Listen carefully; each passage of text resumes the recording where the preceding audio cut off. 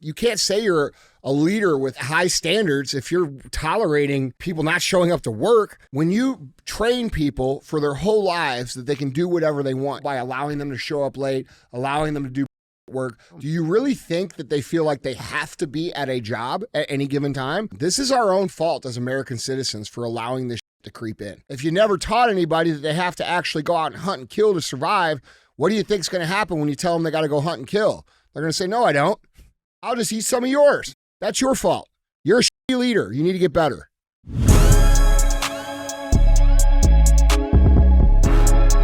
What is up, guys? It's Andy Frisella, and this is the show for the realists. Say goodbye to the lies, the fakeness, and delusions of modern society, and welcome to reality, guys. Today we have Q&AF, as we do most Mondays, and today we're going to answer some of your questions. Now, if you want your questions answered on the show, you could submit your questions a few different ways. The first way is, guys, email those questions to askandy@andyfrisella.com. or you can go on YouTube on the Monday shows, and down there in the comments, ask a question in the comments, and we'll pick some from there as well.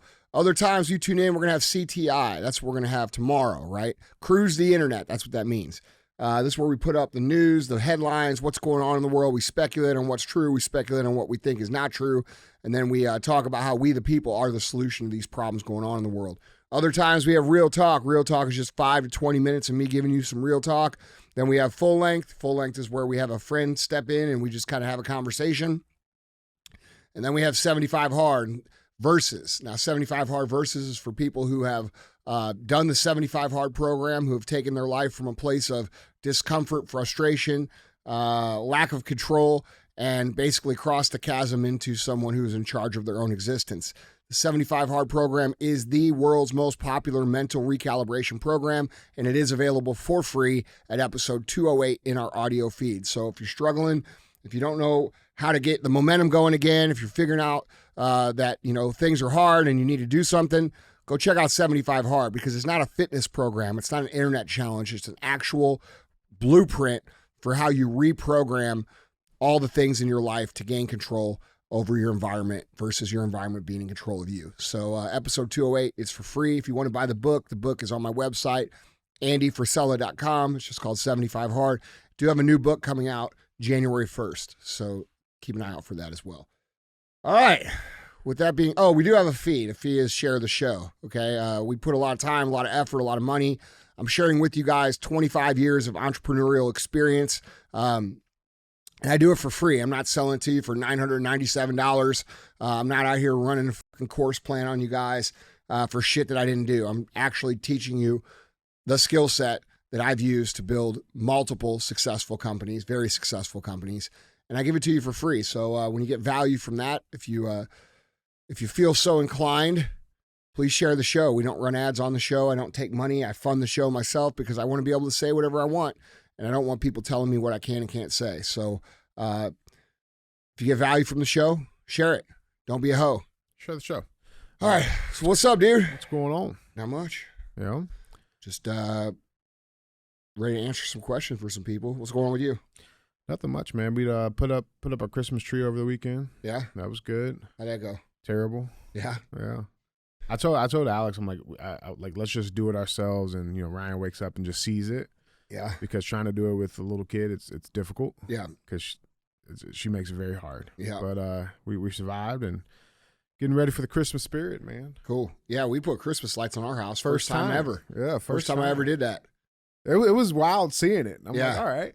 Yeah. I like it though. It looks good. Yeah, man. Like the more I realize that they're trying to erode typical American customs and replace it with nothing and demoralize our country, the more important I realize it is to participate in our actual holidays. And that's really like what made me say, dude, we need to do this. Yeah. It's not happy holidays. It's fucking Merry Christmas. Merry fucking Christmas. You know what I'm saying? Yeah. Like, I'm not playing around with these people no more. So I put up pretty good amount of Christmas lights on my on my humble abode. Looks like a fucking landing strip. Yeah. Little Clark Griswold action. Like Blackhawks and shit can see it when they come. They come over anyway. Yeah. Shit, dude. Every helicopter in St. Louis flies over my house, bro. Yeah. It's annoying as fuck. Yeah. I know they're doing it because it's like, it's a cool property. I know that guy down there. Well, no, it's a cool property. Yeah. I mean, it's a compound. But like, bro, you helicopter pilots here in St. Louis flying over my house all the fucking time gets old. Like, stop doing it, assholes. I remember looking into doing the FAA blackout thing on you. We should do that. It's difficult. Well, we should do that. It's fucking annoying. It happens 100 times a day. Yeah.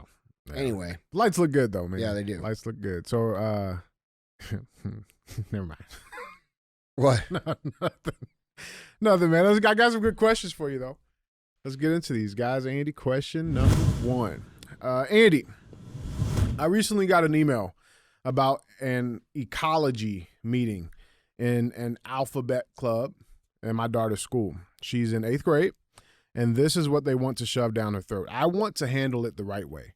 I have a bad temper, especially when it comes to idiots, but how should I go about approaching this situation? Personally, I'd like to go down and slap the shit out of everybody at the district, but I know that isn't going to help. Any advice? I don't know. What would you do? You're a parent. Yeah, I mean, I'm going to tell you this. If I had kids, they wouldn't be going to school places like that. Yeah. They just wouldn't be. I would do whatever I had to do to make sure that they're not in that environment. They're not being shoved down and having forced upon them political ideologies or gender ideologies or any of this other shit that isn't true. Okay? Like, this is the problem with gender ideology that people do not talk about enough. All right? They say, oh, just be polite and cater to these people. Mm-hmm. Well, the problem with that is that what you're asking us to do is to deny what we know is fact and reality. And when we deny what we know is fact and reality, we lose confidence and trust and belief in ourselves. It erodes away. Mm-hmm. So you're asking us to play make-believe with this concept, which isn't actually true, which destroys our own understanding of what truth is. And then on the flip side, when we cater to calling people a girl when they're a boy and vice versa and telling them they can be whatever they want, we're conditioning our kids to believe that the world will bend and be manipulated to their will at any given time. Mm-hmm. And that's just not the way it works. Yeah. And so it actually hurts both sides. And it's not a bigoted thing. It's an actual truth thing that we should come to terms with the reality of what it is. It's not being mean, okay? Like if you want to be a cross-dresser or you want to pretend to be a woman and that's your life, then cool. But like asking everybody else to pretend and asking everybody else to go along with it is actually disrespectful, because what you're doing is you're asking them to lie to themselves, which destroys their own belief, their own confidence, and their own self-esteem. Yeah. Oh. So it's harmful in other ways. And when we do this with little kids who are very young, they grow up with this. All right? So personally, if I had kids, there's zero fucking chance at all that they would be in an environment like that ever. Yeah. And I understand that's hard, and I understand some of you guys might have financial limitations, but that's why it's important to become financially successful. That's why it's important to make a lot of money, so you have fucking options. Yeah. Okay? So I would say, like, I mean, my question would be is how many other parents in that school do you know? Where's the parent community at? Because I would be willing to put money that you're probably not the only parent who has concerns about this. So I don't know, maybe at pickup or drop off, go start talking to some other parents. We get a little community going, because there's going to be strength in numbers. If you go by yourself, they'll probably laugh you out the. There are strength in numbers, but that's why they've bullied people into submission and made them believe that being part of the quote unquote silent majority is some sort of noble thing. Yeah. The reality is that they have very intelligently stifled any sort of resistance through bullying and shame. So they have culturally conditioned people to not speak up. So you have grown adult parents where the vast majority of them agree with you and me and what we're saying, not saying anything because they're afraid to rock the boat. But if they go just talk to the other parents, they'd figure out that they're all on the same team and they could actually get something done. But ultimately, bro, this comes down to courage.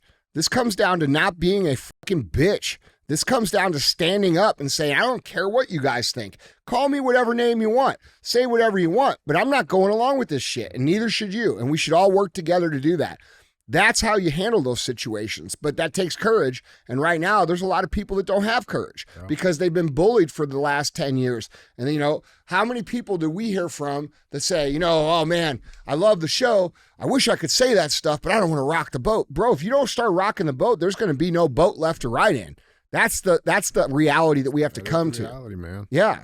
Well, I think people also need to realize, too, it's like, you know, you talk about, you know, this is why cancel culture in reality doesn't really work, because the people who are trying to cancel don't have the buying power, right? And the same thing goes to schools, bro. Like if you look at the data, the percentage of or the number of kids being homeschooled has gone up, private schools going up, right? Like schools that are not going with this stuff. And so these schools, they're going to be faced with no choice but to respect the wishes of parents, because when those parents start taking them kids out of the schools, those schools shut down.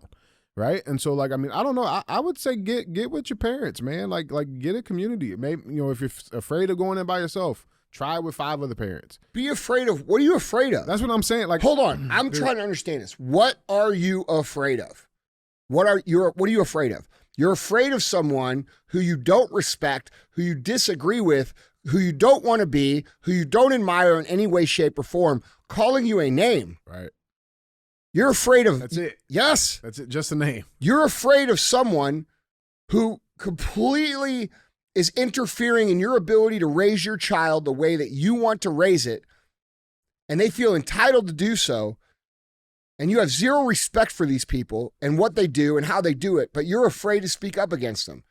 That means you're the problem, not them. Yeah. You're the problem. If you're looking for permission, granted, go do it. It's not about needing permission, dude. It's about understanding, like, if you don't speak up, if you don't stand up for your kids, they're going to get indoctrinated into this shit. Mm-hmm. And then what? Who failed them then? Yeah. You did. So this is something that you have to take responsibility for and start to understand and be a grown-up. Like, if you have kids, you have a duty to stand up for what you believe is right and wrong, whether that be in the grocery store, whether that be on the playground, whether that be in the school system, wherever it is. Yep. And we have a bunch of people who are afraid to be called something because whatever. Yeah. I don't know why. Dude, it's so funny. I was taking Ryan to school yesterday morning, and or last week, it was a couple of days ago, I was taking her to school, and we're walking out the door. And she's at this age where, like, she knows, like, girl, boy. She got it, right? And she knows that she's a girl. She knows daddy's a boy, right? She got it. And we're walking out the house. She's like, Daddy, I'm a girl. I'm like, yep, you sure are. And you will always be. Yeah. And, like, it's like, and I said it, like, it happened. I said it so quickly, and then I'm like, that's it. Like, why am I even having to say this right now? Yeah. Because you have a bunch of people that shouldn't even be educators, who feel somehow entitled to teach people's children things that the parents don't want taught. And then when confronted on it, they say, those are our children. We have a right to teach them that. Yeah. No, the fuck you don't. And so, dude, until we get some real parent pushback, this is going to continue. All those people that do that gender ideology and this pushing of sexual, they should be fucking eliminated from the school system. Yeah. 100% they should not be educators. No. Our educators should be preparing our kids to go out in the real world and be able to survive. And what they're doing is the opposite of that. They're creating a scenario where our kids think that if they go out and they throw enough of a tantrum, the world will bend around to them. And then we wonder why these kids go out in the world today. We have so many young people that are of the age around 19, 20, 21 who are ineffective in the real world. And then what do those people do? And you have to think about the bigger agenda as to why they want that. Why would they want an entire generation of people who cannot fucking be effective in real life? Well, because if they're not effective in real life, that means they have to be dependent on the government. And this is how they maintain control. And you guys think it's about being polite or inclusive. It has nothing to do with that. That's what they tell you it's about. Yes, it has nothing to do with that. It has to do with them and the people teaching it. They believe it's about being inclusive. Mm-hmm. They believe but they're called useful idiots. If you read any book about communism, that's what these people are called. So, yeah, the worst part about it is, like, they yell at you, oh, be inclusive, be tolerant, but yet we get zero tolerance or inclusivity. Correct. On the back end. Correct. Right? So it's like, at that point, it's over. Yeah, it's over. This is supposed to be a win-win situation. It's not about that. If you if you say anything to them, it's bullying, but they have no problem bullying you at all. They'll call you every single name. They'll try to cancel you with their Facebook groups. They'll try to put you on blast. They'll bully the fuck out of you as long as you stay quiet. Mm-hmm. So it's time to bully them the fuck back. That's where the fuck we are. That's real shit. Yep. It is time to bully the people back. That's where we are. And I'm not apologizing for it because I've warned about this for almost 10 years. Like, we have to stand our ground, and we cannot give an inch of fucking ground to these people anymore. That's the answer. So your answer is be a responsible parent, be a leader for the children, stand the fuck up like a grown adult like you are, and stop being a pussy. Love it. That's the answer. No, that is the answer, man. That's it, man. Guys, Andy, question number 2. Andy, how do you build sales and a customer base in today's world via social media while living a private life? Huh. A lot of famous and successful people online have everything online for everyone to see, their house, their wife, their kids, cars, property. You are the only one that I know who has really kept people away from the intricate details of your life. I currently have built a successful business, and I want to go further, but it just seems all business owners are just sharing their whole life to gain a customer. I'm a very private man with a wife and daughter who's never posted on the internet. I want to push further and harder on social this year. I just don't want to lose my privacy. So how do you build social media without letting the internet fully expose every aspect of your life? Privacy is the cost that you pay to get where you're trying to go on social media. You are the product. Your life is the product. And yes, while I have been able to be more private the last few years, there has also been a cost to that because my Instagram page could be at 10 million followers or 15 million followers, and my YouTube could be at multi-million followers. Have I been showing my life the whole time? So we have to understand the reality. I started in this in 2012 on social media, all right? So that means I've been doing it for 12 years. What is that? 11 years. 12 years in a month, okay? I only stopped posting in 2020. So that means for 8 years, I did all the shit that you're saying you don't want to do, which built my brand to a point where I have a loyal following. And now my content comes from what I have to say and how I think, not people observing my life. Mm-hmm. But if you've noticed, I have started to do a little bit more of showing my life. Why do you think I've done that? Do you think I'm doing that because it's bad for my brand? I'm not doing that because I think it's fun and cool. It's not. Listen, here's real talk. I am having fun doing it, and I do think it's fun and cool. But getting me to the point to do it, I did not think that. Okay? I had a lot of friends around me who convinced me that that was something that was probably a good idea. And one of the friends, we talk about the Hermosis a lot. They're great people. But Alex and Layla came, they were here visiting, and we were in the locker room, and Layla said to me, hey, look, dude, I love your content. I've been listening to your content since 2015 when you started it. She's like, the reason I think you should show more of your life is twofold. One, because when I was consuming your content and you're talking about going hard and working hard and paying the price and all these things that you talk about, I felt like that was all you did. And when I couldn't live to that life, I felt like I was failing. So that was the first thing that made me realize, man, I need to show people a little bit more, right? And the second thing is that I have a number of younger people who come to me and they say, dude, like anytime I post like cars or my success or anything like that, like that's not my cup of tea, bro. I like that stuff because it's me. I don't like that stuff because I'm trying to get more clout. And that's why I have one of the nicest car collections on the planet that never gets seen. Nobody's ever seen it. Yeah. So, but I realize that when I do show those things, I get a lot of feedback from like the younger generation where they're saying, man, like, dude, I'm so glad you show this stuff because it makes me believe that what I'm doing now will be worth it. And so what I've started to realize is that I have a responsibility. I used to believe this. And I know this is true, that I have a responsibility to show my success because of the inspiration that it provides. Okay. But then the internet got so fucking douchey all right, where I felt like I was one of them when I was showing my life. So I stopped doing it. But what I realize now is that all that's left is a bunch of fake ass shit and no real shit. So why do you think I'm doing day in the life? So you guys can see what it looks like. And I guarantee you, and I can say this without a hesitant of a doubt, there's not a single motherfucking social media influencer on the fucking planet that has the life that I have. Not a single one. There's a lot of guys that pretend to have a cool life. They might have a decent house and they might got a car or two, or maybe they're doing this or that, but they don't have it all, bro. They don't have companies they run. Like, let's see some of that from these influencers, right? Mm-hmm. It's like there's a lot of bullshit out there, is my point. Yeah. And so I've started to become more aware that I have an obligation to show what it really looks like, which is far cooler than what any of these guru dumbasses are showing you anyway. Yeah. Cool. You got one car that you financed out your ass for.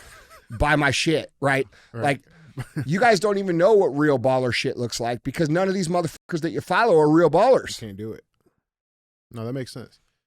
Let me ask you this and follow up to this. So what does that look like? What's the relationship between the personal, authentic Andy brand when it comes to business? Like, how do those, is that like a symbiotic relationship, right? Because if you're having to increase the eyeballs on you, what should this person be expecting? Well, you have to realize that, like, dude, you have a lot of different options. There's plenty of business owners that aren't public, but they use their marketing budget properly to use influencers to leverage their following and their privacy onto their brand.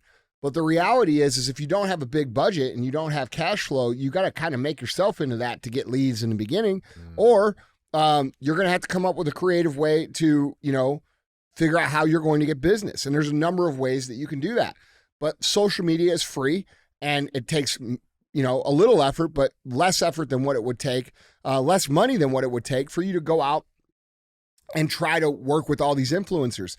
So having a strong personal brand is a huge advantage because of that. But it's also a huge advantage because if you can build a good one, then other influencers traditionally want to work with you. Like, they will look at your personal brand and say, yeah, I want to be associated with that. Right. And so especially now with so many faceless RoboCorps. Yes. Yeah. It's easier to get the most influential people to associate with you when you're strong, your brand is strong. Sure. So like having a strong personal brand is a big deal. And like, yeah, you could say, I love my privacy and I love this. I do too. But here's the real. I could continue to be private and just be fine. You probably can't. That's reality. And if you can and you want to, go ahead. But that's going to take cash flow. That's going to take money invested in other social media influencers. That's going to take a different kind of marketing and advertising. But the reality is there's very few situations, in fact, I can't think of any, where a strong personal brand isn't extremely valuable to what you're trying to do.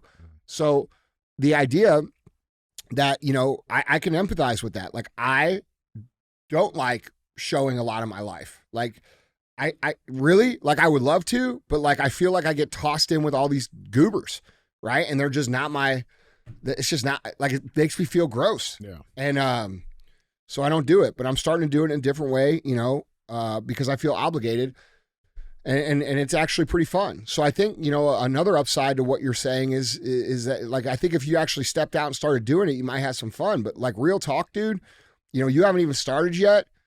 And you think your first 3 years are going to suck, dude. Like, you're going to get fucking 2 likes. You're going to get 5 views. Nobody's going to comment on your shit. And you're going to have to keep doing it over and over and over and over and over. Like, that happened to me. Like, if you go back, the process. Yeah. Like, you have to put in all this time. Like, people think they can become a social media celebrity overnight. But the reality is that doesn't put asses in seats. Okay. And asses in seats is what really matters. What I mean by that is, do people show up for shit that you do? Do people respond to a call to action? Do people buy your stuff? Do people, translate from your brand into your actual business brand and actually convert into paying customers? And most of these people that you see online have a lot of fake shit, and that's why they don't ever really convert.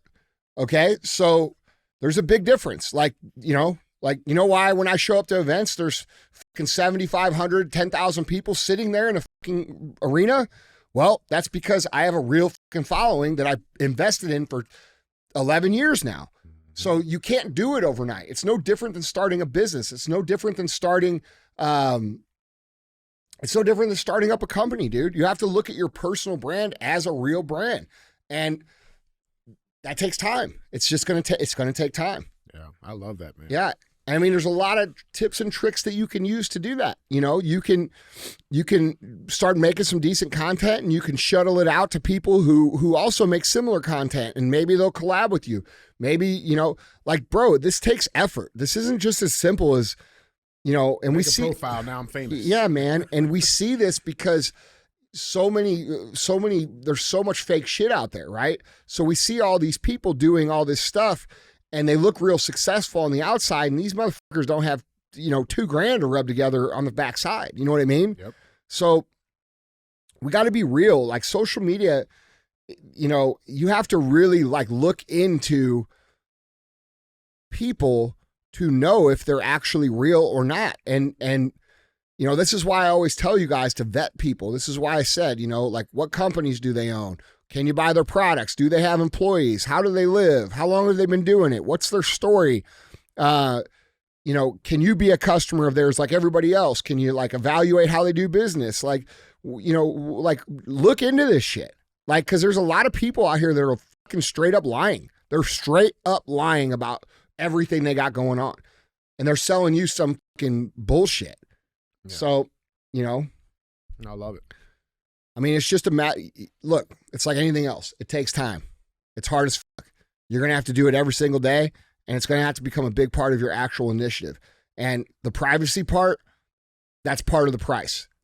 How much privacy would you give up to get where you're trying to go? That should be the question that you're asking. How important is it to you? Yeah. It's real, man. Guys, Andy, our third and final question, Andy, question number 3. Andy, I work in underground telecommunication construction. Say that 3 times fast. But installing fiber optic cable underground, and I run a small crew of about 2 to 4 guys. Often, my younger guys just can't seem to show up for work on time, if at all. It's a regular occurrence. When we have big jobs to do, every single man counts. If one or multiple guys don't show up, we oftentimes can't do the required work for the day, and thus no one's making any money that day, myself included. My standards of expectations, I have fired these kids, but my boss says, quote, a warm body that shows up is better than having no one at all. In my mind, there has to be consequences to their actions. And if they can't hang with the standards I set, I'd rather not continually attempt to pull them along. What advice can you offer, or what would you do in my situation? Stand fast on your standards of excellence to your own detriment, or losing work altogether, or just taking what you can get, since someone who mostly shows up is better than not having them at all? The fact that the way you wrote the question is very insightful to what the problem actually is. Okay? I can't seem to get him to show up. What do you mean? It's not an option. You're either fucking here or you're fucking fired. Like, it's fucking real simple. Okay? And here's the fact that you need to really answer, is that you're being a shitty motherfucking leader by allowing these motherfuckers to drag down the rest of the guys that you have to be responsible for. Okay? So when your boss and I encourage you to go play this fucking clip for him. When you guys fucking enable these people by allowing them to show up late, allowing them to do bullshit work, what you're doing is you're sacrificing the well-being of all the other people who are showing up every fucking day working their fucking asses off.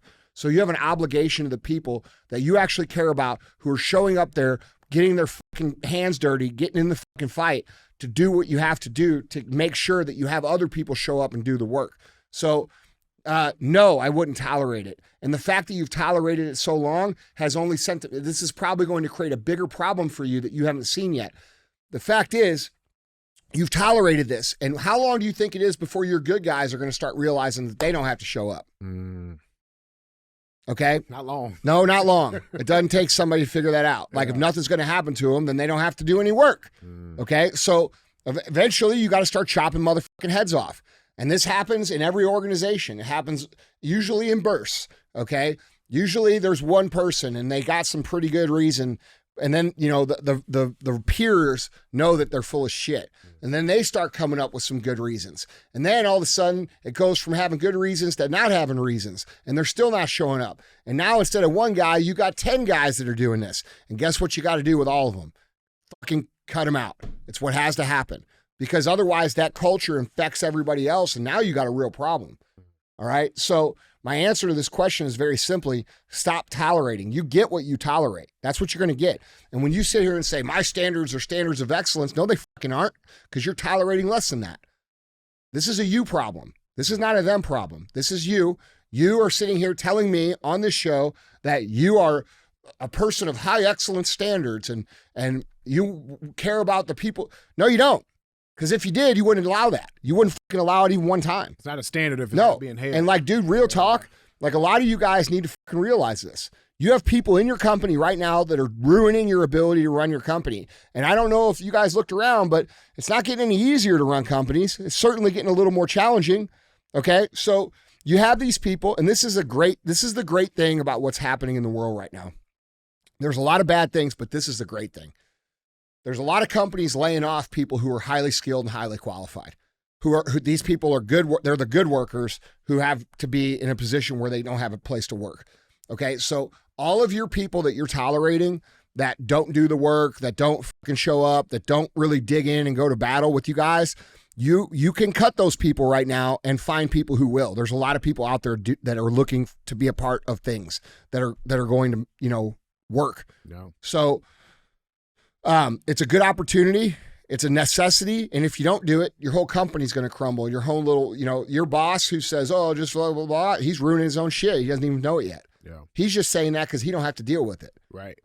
Let me ask you this, Andy, because I know you talked in the, you know, you've said this often of, you know, people come in and ask like, man, where'd you find all these people?